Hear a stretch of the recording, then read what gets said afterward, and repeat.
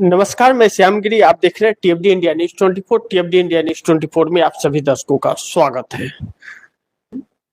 नीतीश नहीं जाएंगे दिल्ली, मोदी के साथ हो गया बड़ा खेल।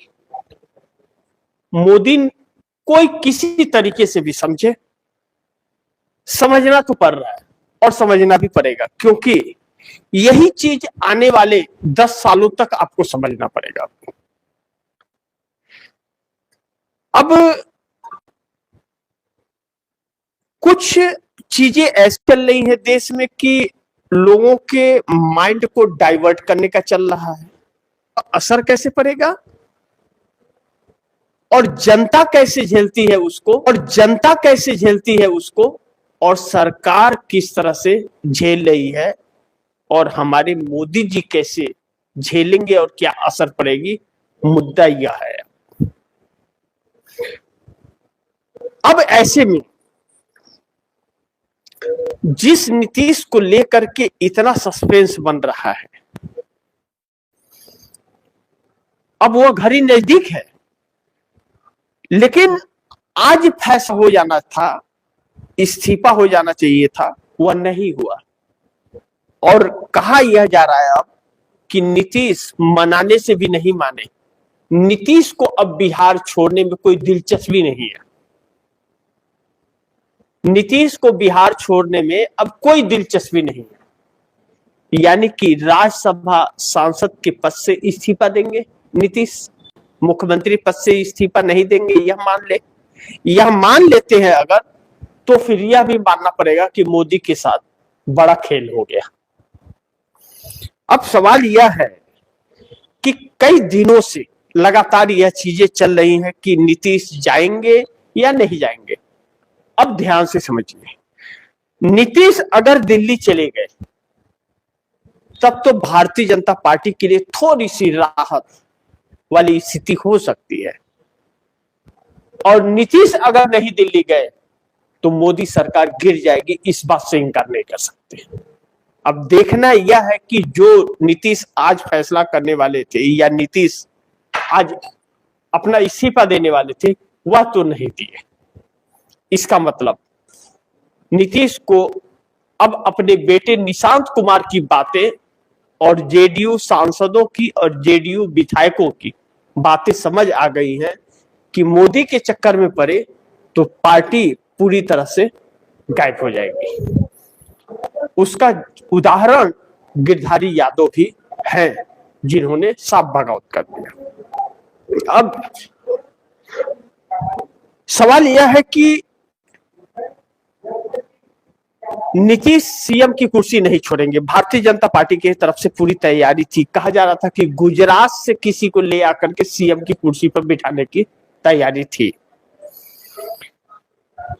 और नीतीश कुमार अगर इनकार कर रहे हैं और नहीं मान रहे हैं तो मोदी बड़े संकट में फंस रहे हैं।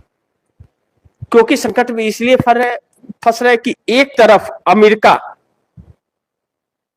फंसा रहा है, अमेरिका की वजह से मोदी फंस रहे हैं, वह फैसला नहीं कर पा रहा है ईरान इजराइल के युद्ध में, उसे क्या करना है नहीं करना है। 10 दिन के और समय बढ़ा दिया ट्रंप ने। मोदी यह भ्रम पाले बैठे हुए हैं कि ईरान को तो हरा करके अपनी मुट्ठी में ले ही लेगा अमेरिका, और ईरान अगर नहीं हारा, मोदी भाग खड़े हुए, तो नरेंद्र मोदी मुट्ठी भर में के लोगों के हाथों में आ जाएंगे। यह संकट बढ़ा रहा है। लेकिन अब बीजेपी, आरएसएस और एनडीए के अंदर, बड़ी ध्यान से समझिएगा, बीजेपी, आरएसएस और एनडीए के अंदर नरेंद्र मोदी के चेहरे को बदलने की एक बड़ी रणनीति के तहत तैयारी चल रही है। फिर से ध्यान से सुन लीजिए, बीजेपी, आरएसएस, एनडीए के अंदर नरेंद्र मोदी के चेहरे को बदलने की एक बड़ी तैयारी चल रही है, यानी कि मोदी को हटाने की तैयारी चल रही है। अब ऐसे में हम दो अहम मुद्दे पर चर्चा करेंगे, जो सारी बातें आप दर्शकों को विस्तार से समझ आ जाए। नंबर 1, बीजेपी आरएसएस एनडीए के अंदर मोदी को हटाने की बड़ी तैयारी चल रही है क्या? इसे समझिए और शब्दों पर भी गौर कीजिएगा। कल जब मधु किश्वर बीजेपी के नेता की जब ट्वीट द्वारा सब बातें रखी गई मोदी को लेकर के, तो वह सीधे मोदी के चरित्र से जुड़ा हुआ बात था।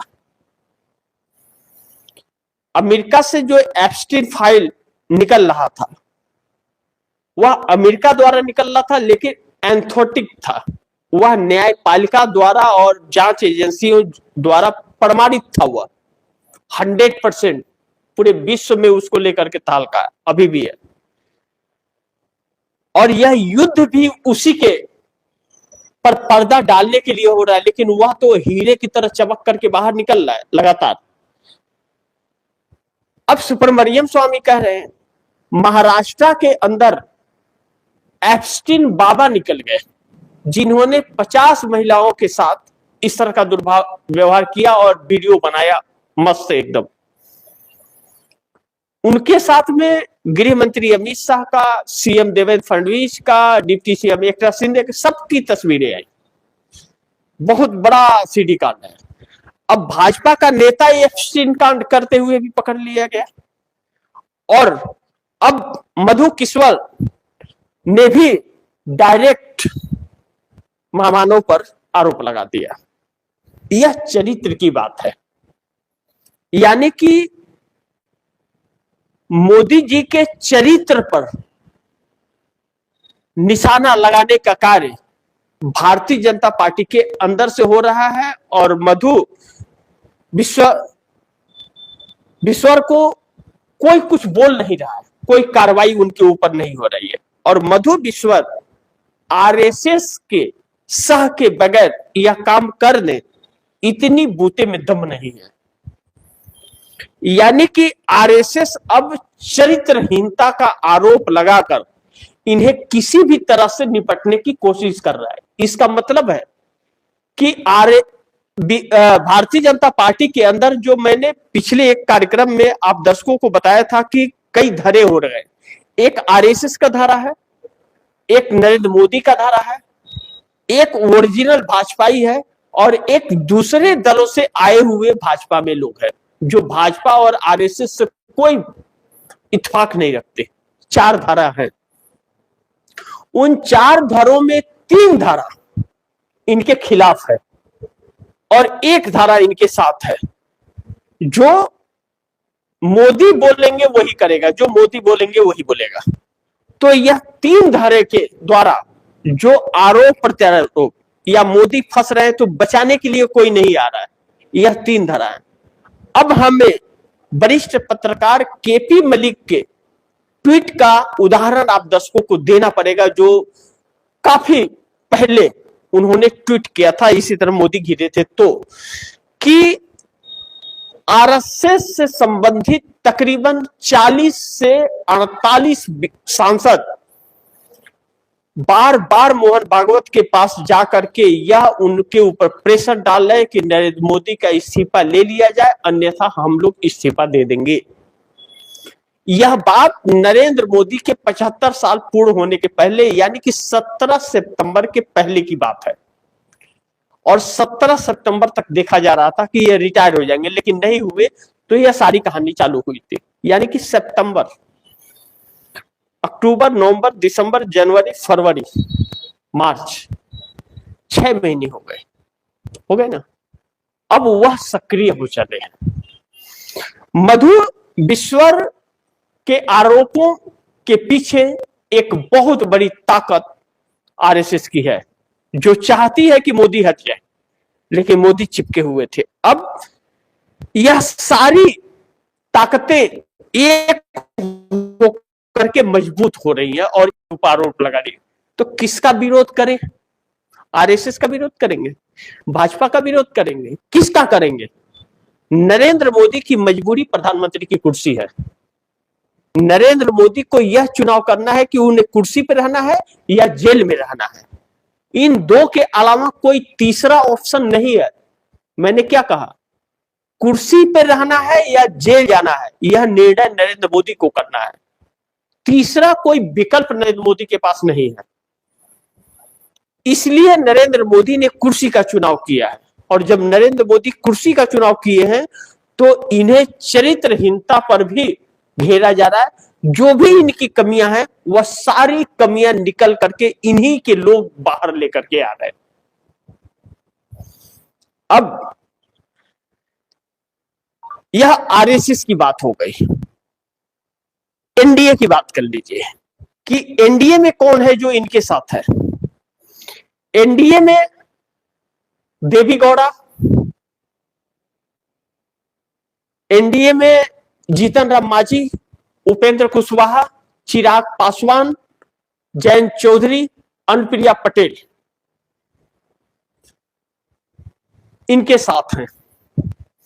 एकनाथ शिंदे की टकराहट बार बार इनके साथ हो रही है। मारपीट तक, कूटाकूटी तक नौबत आ रही है। लत्तम जुत्तम पैजाम तक बात आ गई। अभी एकनाथ शिंदे के मंत्री को कॉलर पकड़ के घसीट घसीट के पीटा था भाजपाइयों ने, तो वह उनकी भी नाराजगी। नीतीश कुमार को तोड़ नहीं पा रहे हैं, उनके लोग टूट जा रहे हैं। जैसे गिरधारी यादव बांका संसदीय क्षेत्र से 4 बार के सांसद हैं। अब नीतीश कुमार बार बार कभी कदम आगे बढ़ा रहे हैं, कभी कदम पीछे हट रहे हैं। अब नीतीश कुमार दिल्ली नहीं आ रहे। मान मनोबल का दौर आज हो रहा था, वो अभी विफल हो गया। कुछ हाँ और ना बोले ही नहीं नीतीश। फिर बात अधूरे में रह गई, संशय रह गया। फिर उसको सांकेतिक तौर पर लेकर के खबरें बनेंगी और चर्चा भी होगी जब तक डिक्लेयर नहीं होता। और यह सब कुछ नीतीश कुमार अपने बेटे निशांत कुमार की बैठक के बाद फैसला कर रहे हैं। अब जहां भी नीतीश भाषण देने जा रहे हैं वहां दिखा रहा है कि बिहार छोड़ के मत जाओ, पोस्टर दिखाया जा रहा है उन्हें। अब नीतीश कुमार का मन बदल रहा है, दिल्ली नहीं जाना चाह रहे। चंद्रबाबू नायडू की कहानी बड़ी साफ है। उनकी कहानी में कोई पेचीदगी नहीं है। चंद्रबाबू नायडू अभी भी मोदी के साथ रह सकते हैं, मोदी अगर सब कुछ ठीक कर दे तो। यानी कि मोदी ईरान के साथ खड़े हो जाए, ट्रंप और नेतन्याहू का साथ छोड़ दे, तो व्यवस्थाएं जो हैं देश की बदल जाएंगी, सारे रास्ते खुल जाएंगे। सच को सच और झूठ को झूठ कहने की साहस कर ले तो, जो नरेंद्र मोदी नहीं कर पाएंगे। और खासे नुकसान उन्हें हो रहा है क्योंकि विदेशी व्यापारी जो है वह पैसे शेयर मार्केट से निकाल रहे हैं और कोई इन्वेस्टर आ नहीं रहा है। चंद्रबाबू नायडू को इन्वेस्टर चाहिए आंध्र प्रदेश में बड़े बड़े प्रोजेक्ट निकालने के लिए, और यहाँ तो सब पैसे ही निकाल रहे हैं। तो मोदी पर भरोसा नहीं है, इसलिए मोदी के साथ नहीं है। अगर मोदी नहीं भी हटा जाएंगे तो चंद्रबाबू नायडू एनडीए के साथ छोड़ देंगे आने वाले बहुत जल्द कुछ ही दिनों में। इस तरह की चर्चा चल रही है। ऐसे में एनडीए के अंदर भी अब एकमतता नहीं है, मोदी की वजह से ही ज्यादा दिक्कतें हैं। अब आ जाइए बीजेपी के अंदर। बीजेपी में नितिन गडकरी आप दशकों देखा, या सुब्रमण्यम स्वामी की बात कर ले तो सुब्रमण्यम स्वामी तो कोई सांसद और विधायक है नहीं, उनको छोड़ देते, वो सदस्य हैं लेकिन है वरिष्ठ नेता, फिर भी उनकी बात छोड़ देते। नितिन गडकरी उनको तो नहीं छोड़ सकते, वह परिवहन एवं सड़क मंत्री हैं, ताकतवर है उनके पास। उन्होंने खुद कहा कि अपनी इज्जत बचानी है तो इस्तीफा दे करके मार्गदर्शक मंडल में चले जाओ। अब सोचिए, जिस नितिन नवीन को राष्ट्रीय अध्यक्ष बनाया गया, या जिस निर्मला सीतारमण को वित्त मंत्री बनाया गया है, या जिसे रेल मंत्री बनाया गया है, शिक्षा मंत्री बनाया गया है, या इस वक्त जो विदेश मंत्री या वाणिज्य मंत्री हैं या गृह मंत्री हैं, इनकी कोई भी हैसियत है कि उस कुर्सी पे बैठ सके? या इनकी सोच, हैसियत, कुछ भी, एक रत्ती भी इनके अंदर है कि वहां बैठ सके उस कुर्सी पर, और इस देश का उस मंत्री के रेंज में उनका नाम रखा जा सके? नहीं है। क्योंकि उसके लायक ये लोग नहीं है, लेकिन वहां बैठाया हुआ है। क्यों? क्योंकि उन्हें जैसे मोदी कहेंगे वैसे चलेंगे, और मोदी जैसे ट्रंप कहेंगे वैसे चलेंगे, और अडानी के फायदे के लिए यह सब कोई एक टीम के तौर पर काम करते रहेंगे, जो चल रहा है। तो अब जब नितिन गडकरी जैसे जो हैं वह झुकते नहीं है, कभी नरेंद्र मोदी का हाथ नहीं जोड़ा, कभी उनके स्वागत में खड़े नहीं हुए, सब कोई उन्हें खड़ा होकर के मोदी मोदी करता हुआ कुर्सी पे बैठे रहते, डरते नहीं है। तो ऐसे सांसदों की भी संख्या है जो नरेंद्र मोदी को कटघरे में डाल रही है, और यह सब के सब कोई भी नरेंद्र मोदी के बचाव में नहीं आ रहा है। अब ऐसे में नरेंद्र मोदी को ही हटाने के लिए इन्हीं अपने में ही प्लानिंग, बड़ी बड़ी प्लानिंगें चल रही हैं। दूसरा, मोदी अलग थलग पड़ गए, 100% हटाए जाएंगे। अब इस बात पर मुहर लग गई है कि मोदी अब या तो अपने आप इस्तीफा दे दे, और या तो मोदी एकजुट होकर के सबके सब इन्हें हटा देंगे, और नहीं तो एक विकल्प जो केपी मलिक वरिष्ठ पत्रकार कह रहे थे कि आरएसएस से संबंधित सभी सांसद एक झटके में इस्तीफा दे देंगे, जो नरेंद्र मोदी को वह दिन बड़ी भारी पड़ेगी। बाकी बात तो नीतीश की हो रही है, लेकिन कि नीतीश सीएम की कुर्सी नहीं छोड़ेंगे, लेकिन आरएसएस और भाजपा एनडीए के कुछ लोग मिल करके अब मोदी को प्रधानमंत्री की कुर्सी पर नहीं रहने देंगे, यह तय है। बाकी आप दर्शक क्या सोचते हैं, आप दर्शकों की क्या राय है, क्या सुझाव हैं आपके, कमेंट बॉक्स में जरूर दीजिएगा। इस खबर को भी ज्यादा से ज्यादा शेयर कीजिएगा, अपने दोस्तों को भी कहिएगा आगे शेयर करें। आपने अगर टीएमडी इंडिया न्यूज़ 24 को सब्सक्राइब नहीं किया है तो सब्सक्राइब कर लीजिएगा। अपने दोस्तों को भी कहिएगा टीएमडी इंडिया न्यूज़ 24 को सब्सक्राइब करें। मिलते हैं अगली खबर के साथ, तब तक के लिए नमस्कार।